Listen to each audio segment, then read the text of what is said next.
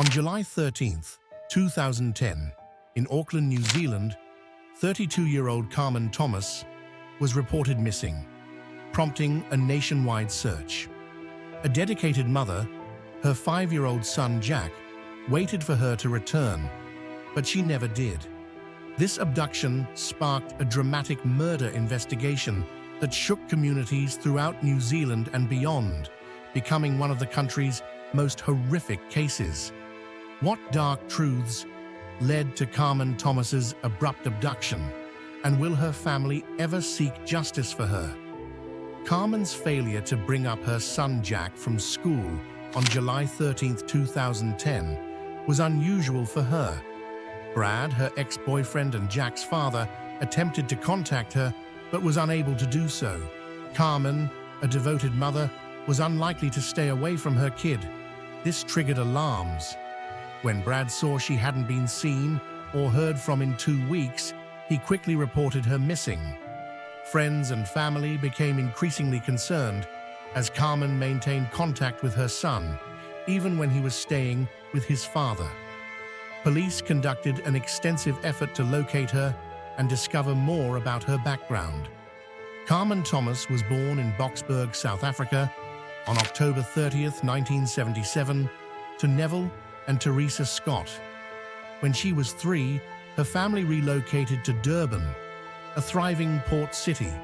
When she was 10, her father died, which had a huge impact on the family. This tragedy drove her mother, Teresa, to move to Whitby, Yorkshire, to be closer to their extended family.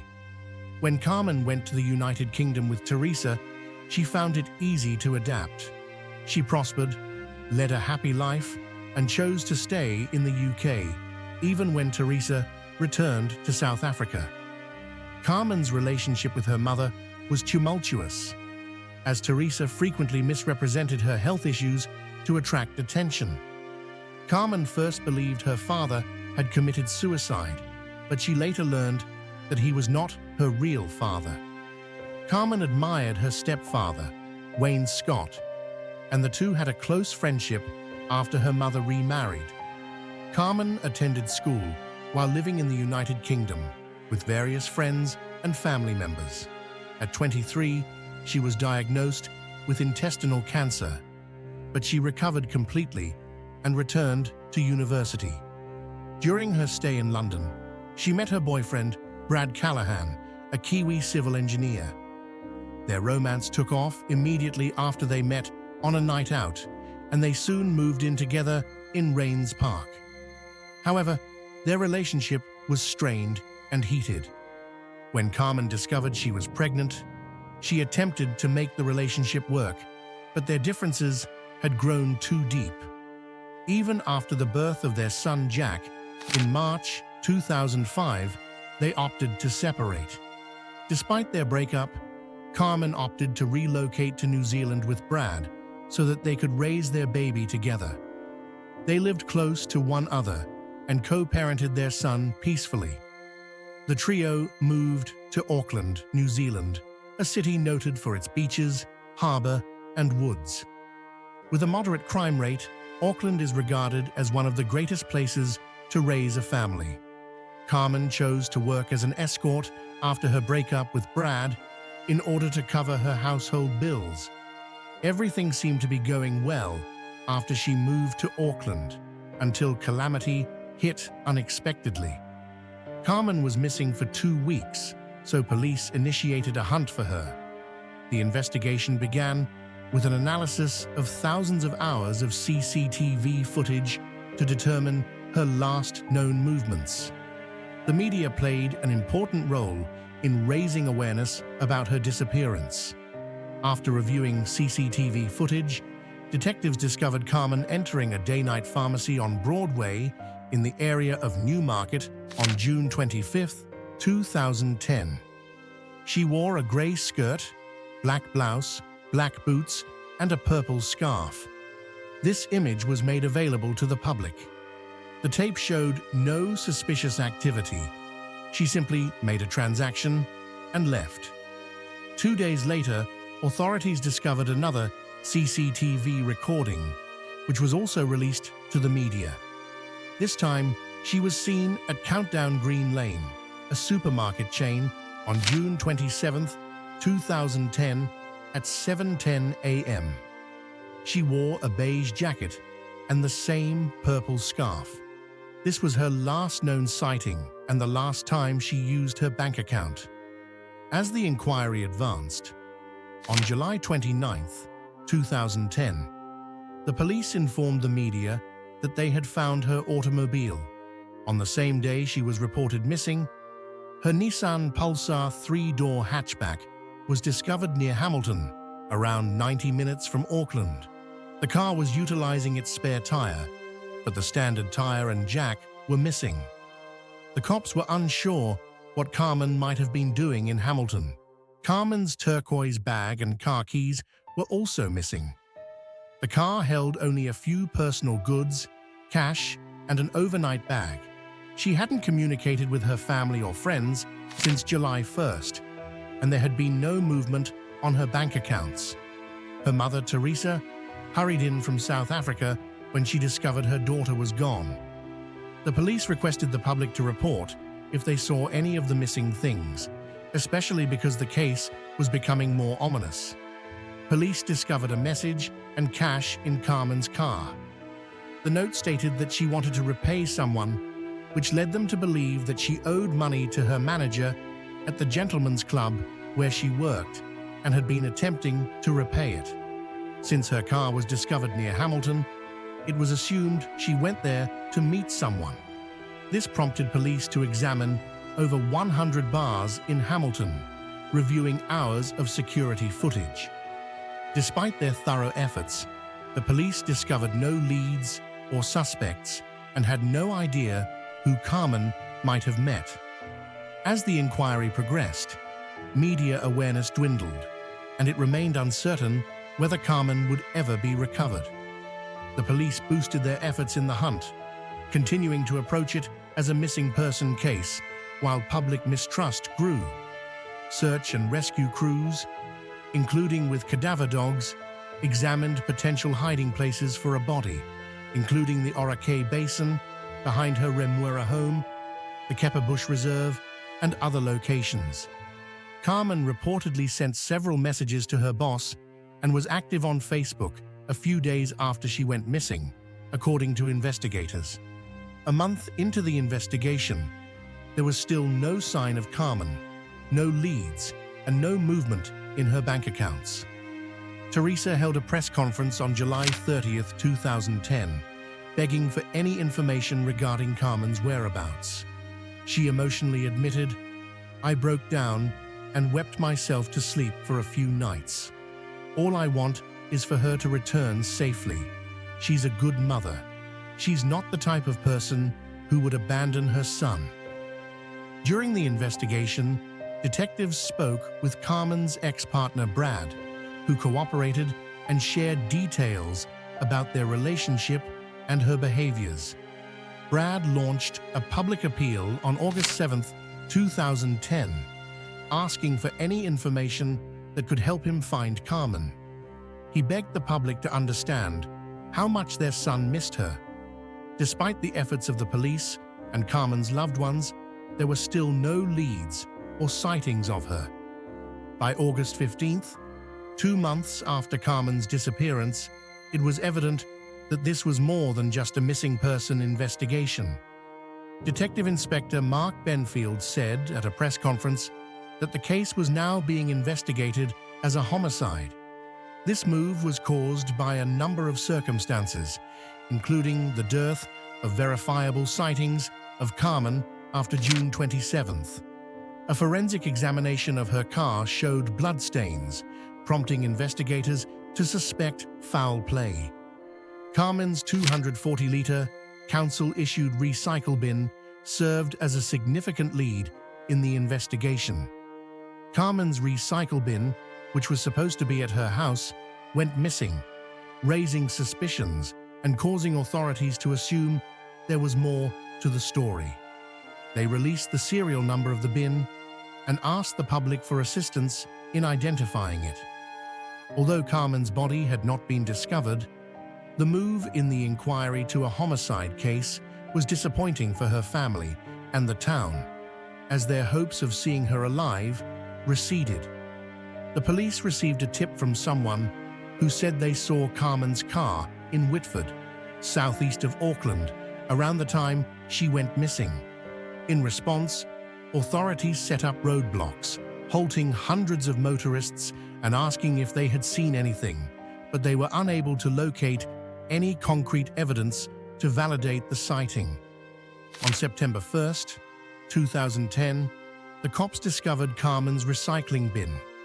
They did not say where it was found, but it was forensically examined. It was eventually revealed that traces of Carmen's blood were discovered in the garbage, giving detectives more information about what happened to her. Despite discovering the bin on September 1st, the police did not release this information for more than 2 weeks. The police were initially fairly open about the investigation, but once a suspect was identified, they became tight-lipped and focused on gathering proof and material evidence. The suspect was none other than Carmen's ex-partner, Brad Callahan. For several weeks, authorities were suspicious of Brad for a variety of reasons. The department remained tight-lipped with the media, but they maintained a careful eye on him. It is commonly known in police investigations that the individual who reports someone missing is frequently the first suspect, particularly in murder cases, because the murderer is typically someone close to the victim. From the start of the investigation, the police spotted some red flags concerning Brad. He was caught on CCTV entering the Countdown Green Lane store, looking worried and uncomfortable. The video showed Brad meeting up with a buddy and co-worker, but instead of going to work, they were suspiciously shopping for cleaning supplies and plastic garbage bags. Brad also asked his friend to bring him some kerosene, which created further suspicion. Another warning indicator was Brad's strange mobility. After reviewing his mobile phone location data, the police determined that he had taken long drives to the North Island at night and had been unreliable at work. Remember the notes Carmen allegedly made to her boss following her disappearance on July 3rd? She had also sent messages to Brad. However, phone records revealed that both Carmen's and Brad's phones were in the same place when the messages were made, implying that Brad was most likely using her phone. As forensic evidence poured in, the situation became increasingly frightening. Blood was discovered in Carmen's home, car, and recycling bin. The blood in her residence had been cleaned up, but investigators discovered blood splatter on the walls, indicating that she had been murdered and then removed from the site. What Brad couldn't avoid was a tip from a witness at a construction site. The witness indicated that he saw Brad there extremely early in the morning, before anyone else arrived at work, adding to the increasing amount of evidence against him. He wasn't dressed for work, and he arrived early, which was unusual. That next day, during construction, Brad directed the workers to fill a pipe despite the incorrect measurements. Construction workers also reported that they discovered a recycle bin with a terrible odor on the site, but later ignored it. When the authorities received this tip, they had an excellent cause to search Brad's workplace. They first went to the office and drilled a hole in the slab that was placed beneath the pipe. They returned with a camera to insert through the hole. Suspecting Carmen's body was within the pipe at the building site. Despite the hunt, they were unable to locate Carmen's remains. Carmen's recycle container, found on September 1st, 2010, was discovered at Brad's neighbor's house with the serial number scratched off. Forensic tests found that the container may have contained a human body. This evidence made Brad the top suspect. Bradford James Joseph Callahan, a Kiwi civil engineer, was 33 years old at the time. He resided in the same neighborhood as Carmen, which allowed them to co-parent their son, Jack. Brad was well known as a devoted father who would do anything for his son. Brad's new girlfriend, Tanith Butler, had moved in with him a few months before Carmen went missing. She was also pregnant. Carmen and Tanith got along well, and Jack was happy to have a sibling. When the authorities raided Brad's office, his family and friends were astonished since they couldn't think Brad was capable of injuring Carmen. He was regarded as both a gentleman and a devoted parent. However, it soon became apparent that his friends and family did not know him as well as they assumed. Brad was arrested and accused with murder on September 21, 2010, after which the police searched his residence. Despite this, there was still no trace of Carmen's body. Tanith, Brad's fiancée, gave birth to a child on October 1, 2010, 1 week after he was arrested. On the same day, police discovered Carmen's body in the Waitakere Ranges, west of Auckland, using cadaver dogs. The main detective felt emotional as he revealed that Carmen had been dismembered, encased in concrete, and buried in a shallow grave. Now that Brad had been arrested, the truth about what happened to Carmen began to surface. On the evening of June 28th, the day after Carmen was last seen alive, she invited Brad to come over the next morning to discuss their son's education. Carmen informed Brad that their son was being bullied at school and proposed transferring him to a new one. During their disagreement, Carmen reportedly told Brad that he had no say in the matter because he was not Jack's biological father. In a flash of passion, Brad took a child's baseball bat and hit her on the head, killing her instantly. He then asked a friend to bring plastic bags and kerosene, which he used to clean up the area. After that, he bought a butcher cleaver, dismembered her body, and placed the pieces in plastic bins. Brad hid her body in a wheelie bin and then deposited it at his neighbor's house to confuse the authorities, which succeeded for a while. He took her car to Hamilton, aiming to make it appear like she had gone there for work. To escape suspicion, Brad sent text messages from Carmen's phone to her pals over the next 3 days. However, the texting style was obviously different. Carmen's landlady was later discovered to have overheard the dispute that night, adding to the case against Brad. Carmen's landlady also heard her crying and a male voice trying to shush her. When she went to knock on the door, there was no response. Peeking through the window, she saw the room was in disarray. Shortly after, she encountered Brad, who was wearing his boxers and a shirt while carrying his jeans and shoes. Brad told the landlady that Carmen had been sick and vomited blood all over him. He claimed she had gone to sleep, and there was no need to check on her. The next day, the landlady sent a text to Carmen and received a reply, not realizing that it was actually Brad responding. It also surfaced that Brad had confessed to 2 of his friends long before Carmen was officially reported missing, but neither of them turned him in. However, they later provided critical evidence in the murder investigation after being promised immunity from prosecution. Brad had tried to convince one of his friends to help him dump Carmen's body at sea, but the friend backed out of the arrangement. As a result, Brad buried her body in a fish bin and covered it with concrete.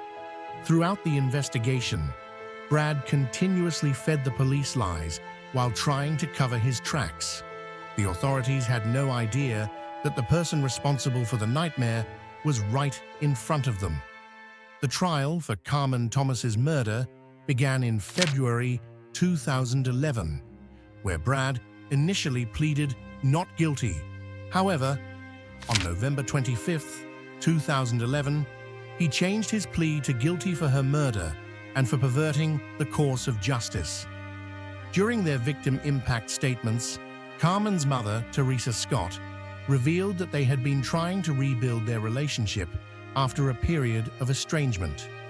She expressed her deep guilt over not mending things sooner. Carmen's stepfather, Wayne Scott, also spoke in court, sharing that he was plagued by nightmares and had become withdrawn. He said he could never forgive Brad for dismembering Carmen and hiding her body in a container. On March 30th, 2012, Brad Callahan was sentenced to life in prison with a minimum non-parole period of 13 years and 8 months. He was also given a 6-year sentence for attempting to obstruct justice. His first parole hearing is set for 2025. The murder of Carmen Thomas remains one of the most horrifying cases New Zealand has ever seen. It shocked the entire community, especially since the crime was committed by someone no one expected. What do you think about the tragic case of Carmen Thomas? Do you believe Brad Callahan should be granted parole in 2025? Let us know your thoughts in the comments.